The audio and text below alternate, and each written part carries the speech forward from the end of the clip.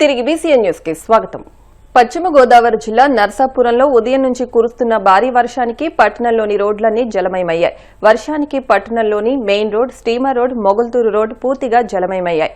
డ్రైనేజీలో మురికి నీరు వర్షం నీటితో కలిసి రోడ్లపై ప్రవహిస్తోంది. వర్షానికి వాహనదారులు, ప్రజలు, వ్యాపారస్తులు తీవ్ర ఇబ్బందులకు గురి అవుతున్నారు.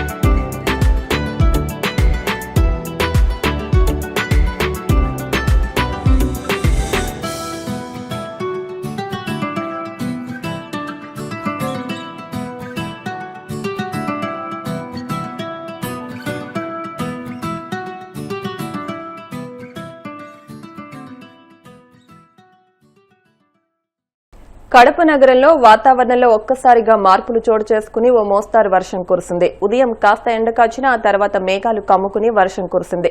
చిరుజల్లులతో ప్రారంభమైన వర్షం ఆ తర్వాత తీవ్రం కావడంతో నగరవాసులు ఇబ్బందులు ఎదుర్కొన్నారు. లోతట్టు ప్రాంతాల్లో వర్షపు నీరు ప్రవహించడంతో వాహనదారులు ఇబ్బందులు పడ్డారు.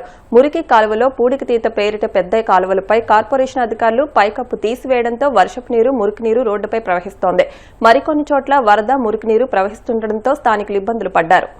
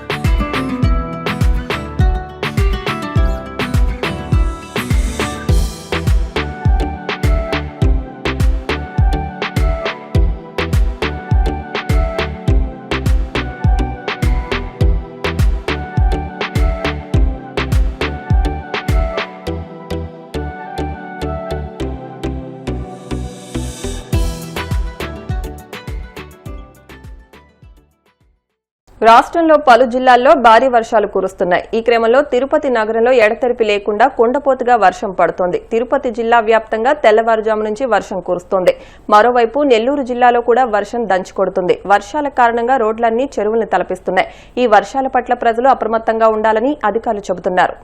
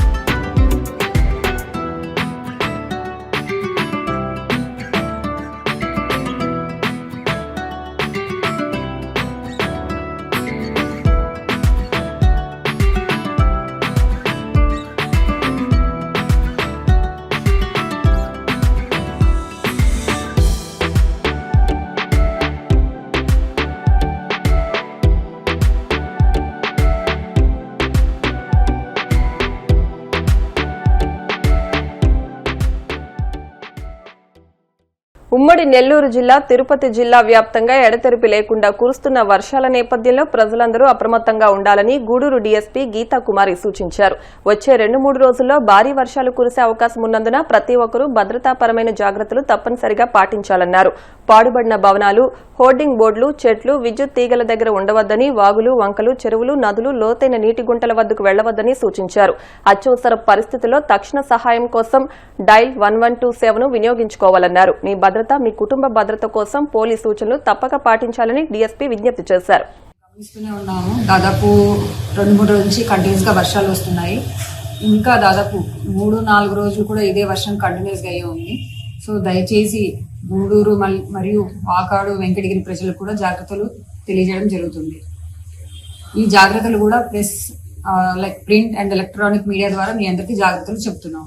సో ముందుగా ఏంటంటే, ఎక్కడైనా కానీ పాతబడిన ఇల్లు కానీ, బిల్డింగ్స్ కానీ, హోర్డింగ్స్ కానీ ఎక్కడైనా వాలి ఉంటే కానీ వాటి దగ్గరకు వెళ్ళకండి. మీరు ఏమైనా గమనించి ఉంటే ఇమీడియట్ గా విద్యుత్ శాఖ కానీ లేదా పోలీస్ డిపార్ట్మెంట్ కానీ ఇమీడియట్ గా ఇన్ఫార్మ్ చేయండి.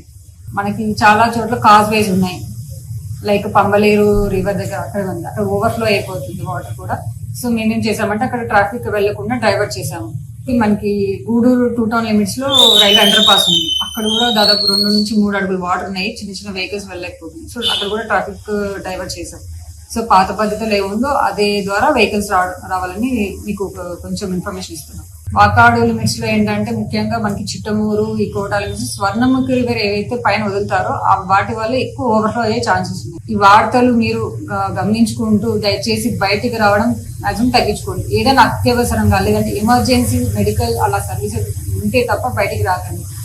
అండ్ తల్లిదండ్రులు కూడా విజ్ఞప్తి అండి, పిల్లలు ఏదో వాగు చూడడానికి వెళ్దాము, లేకపోతే రివర్ బాగా వాటర్ ఎక్కువ ఫ్లో అవుతుంది చూడడానికి వెళ్దామని మాత్రం ఎక్కడికి వెళ్ళకండి.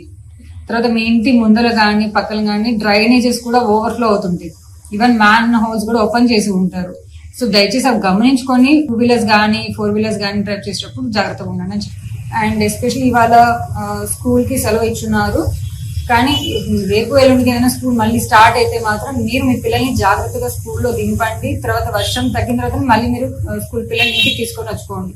తొందర ఏమీ లేదు, నెమ్మదిగానే. ఇవన్నీ ఆరోగ్య సమస్యల గురించి కూడా ఇప్పుడు వర్షాలు వస్తున్నాయి, ఎక్కడ పడితే అక్కడ వాటర్ తీసుకోవడం, వాటర్ బబుల్ క్లీన్ చేసుకొని అవి తాగడం లాంటివి చేయకండి. హెల్త్ ఇష్యూస్ వస్తుంటాయి. సో దయచేసి మీరు శుభ్రంగా ఉండండి, ఇల్లు కూడా శుభ్రంగా. కాకినాడ నగరపాలక సంస్థ పార్కుల ప్రైవేటీకరణ ప్రతిపాదన ఉపసంహరించుకోవాలని సిపిఎం కాకినాడ నగర కమిటీ డిమాండ్ చేస్తుంది. ఈ మేరకు సిపిఎం నగర కన్వీనర్ పల్లివేల వీరబాబు మీడియాతో మాట్లాడుతూ ఆదాయాన్ని సమకూర్చుకునే పేరుతో కాకినాడ నగరంలో 9 పార్కులు ప్రైవేటు వారికి అప్పగించడానికి ఆహ్వానిస్తున్నట్లు కలెక్టర్ ఇచ్చిన ప్రకటన రాజ్యాంగ విరుద్ధంగా ఉందన్నారు. భారత రాజ్యాంగంలో పబ్లిక్ స్థలాల్లో ప్రజలు సంచరించడానికి ఎటువంటి తారతమ్యాలకు తావుండరాదని పేర్కొన్న విషయాన్ని గమనించాలన్నారు. పార్కులు ప్రైవేటు వారికి అప్పగిస్తే వారు వసూలు చేసే ఫీజు ఎంత ఉన్నప్పటికీ ఆర్థికంగా బలహీనంగా ఉన్నవారు ఆ ప్రాంతాల్లో సంచరించే అవకాశం కోల్పోతారనే విషయాన్ని ఉన్నతాధికారులు గమనించాలన్నారు. నగరాన్ని అభివృద్ధి చేయడానికి ఆదాయ వనరులను సమకూర్చుకునే పేరుతో గౌరవ జిల్లా కలెక్టర్ వారు మరియు కాకినాడ నగరపాలక సంస్థ ప్రత్యేక అధికారి అయినటువంటి శ్రీ షాన్ మోహన్ గారు నిన్న మీడియా ద్వారా నగరంలో 9 పార్కులు ప్రైవేటీకరణకి ఆహ్వానిస్తున్నాం, ఆసక్తి గలవారు తమని సంప్రదించవచ్చని మీడియా ద్వారా తెలియజేశారు. సిపిఎం కాకినాడ నగర కమిటీ తరఫున ఈ విధానాన్ని తీవ్రంగా వ్యతిరేకిస్తున్నాం. భారత రాజ్యాంగం ప్రకారం పబ్లిక్ ప్రదేశాల్లో సంచరించడానికి పౌరులందరికీ సమానమైన హక్కులు ఉన్నాయి. అది 5 రూపాయల 10 రూపాయల అనే విషయం కాకుండా ఎక్కడైనా పబ్లిక్ ప్రదేశాల్లో ఫీజు పెట్టడము, ప్రైవేటీకరణ చేయడం అని అంటే కొంతమంది ప్రజల్ని ఆ ప్రాంతంలో సంచరించడానికి ఉండే హక్కు హరించడమే. గతంలో తెలుగుదేశం అధికారంలో ఉన్నప్పుడు నగరపాలక సంస్థ పాలకవర్గం ఉన్న సందర్భంలో రాజా ట్యాంకు, వివేకానంద పార్క్ని ప్రైవేటీకరణ చేయడానికి ప్రతిపాదించినప్పుడు కాకినాడ నగరంలో పౌర సంఘాలు, రాజకీయ పక్షాలు అందరూ ఏకమై ముక్త కంఠంతో కౌన్సిల్ తీసుకున్న నిర్ణయాన్ని తిప్పికొట్టడం జరిగింది. ఈ విషయం ఉన్నతాధికారులు గమనించాలి. కాకినాడ నగరపాలక సంస్థకి గత 3 ఏళ్లుగా పాలకవర్గం లేకపోవడం వల్ల కేంద్ర ప్రభుత్వ 15వ ఆర్థిక సంఘం నిధులు నిలిచిపోయాయి. అదేవిధంగా ఏళ్ల తరబడి కాకినాడ నగరంలో ఉన్న ప్రభుత్వ కార్యాలయాల ఆస్తి పన్నులు కోట్లాది రూపాయలు బకాయిలు ఉన్నాయి. ఆ బకాయిలు వసూలు చేయాల్సిన బాధ్యత ఉన్నతాధికారుల పైన ఉన్నది. పాలకవర్గం ఉన్నట్లయితే ప్రజల అభిప్రాయాలకు అనుగుణంగా ఆదాయాన్ని సమకూర్చుకోవడం కానీ ఖర్చులు చేయడం కానీ ప్రజాస్వామ్యబద్ధంగా రాజ్యాంగం ప్రకారంగా జరుగుతుంది. ఇప్పుడు కేవలం ఉన్నతాధికారులు నిర్ణయం తీసుకుని ప్రజల మీద భారాలు వేయడం అనేది సమంజసమైన విషయం కాదు. దీంతో పాటు కాకినాడ నగరానికి సంబంధించి పార్లమెంటు సభ్యులుగా లోక్సభ సభ్యులు తంగెడ ఉదయ శ్రీనివాస్ గారు ఉన్నారు, రాజ్యసభ సభ్యులుగా తానా సతీష్ గారు ఉన్నారు, గౌరవ సిటీ ఎమ్మెల్యేగా వనమాడి వెంకటేశ్వరరావు గారు, రూరల్ నియోజకవర్గం అయినప్పటికీ కాకినాడ డివిజన్లో 8 డివిజన్స్కి ప్రాతినిధ్యం వహిస్తూ పంతం నానాజీ గారు ఉన్నారు. వీరితో పాటు కొంతమంది ఎమ్మెల్సీలు కూడా కాకినాడ నగరంలో ఉన్నారు.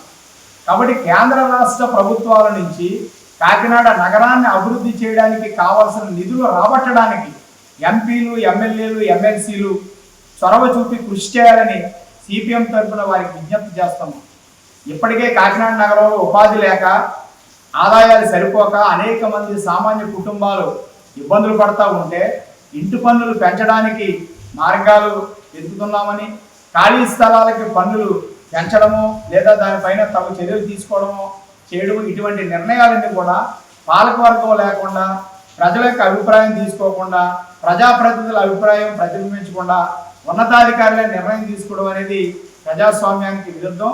కావున గౌరవ కలెక్టర్ వారితో సైతం నగరపాలక సంస్థ అధికారులు తీసుకున్నటువంటి నిర్ణయాలు ఉపసంహరించుకోవాలని కోరుతున్నాం.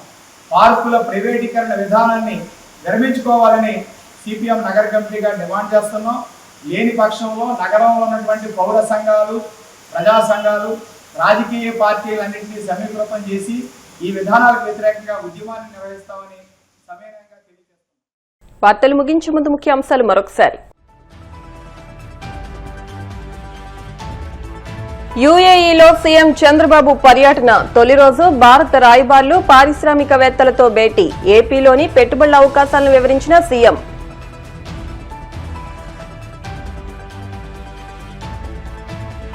తుని బాలిక అత్యాచార కేసు నిందితుడు నారాయణరావు ఆత్మహత్య. రూరల్ పోలీస్ స్టేషన్ నుంచి కోర్టుకు తీసుకెళ్తుండగా చెరువులోకి దూకిన వైనం.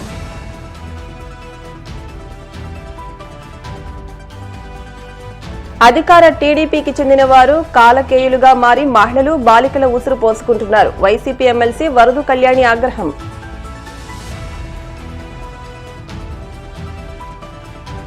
వాడపల్లి వెంకన్న ఆలయంలో ప్రత్యేక పూజలు. మంగళ వాయిద్యాల నడుమ శ్రీ స్వామి అమ్మవార్లకు మేలుకొలుపు సేవ, ఐశ్వర్యలక్ష్మి హోమం. ఈ వార్తలు ఇంతటితో సమాప్తం. మరిన్ని వార్తల కోసం BCN digital YouTube channel, Facebook page ను ఫాలో అవ్వండి. అప్డేట్ వార్తల కోసం ప్లీజ్ సబ్స్క్రైబ్.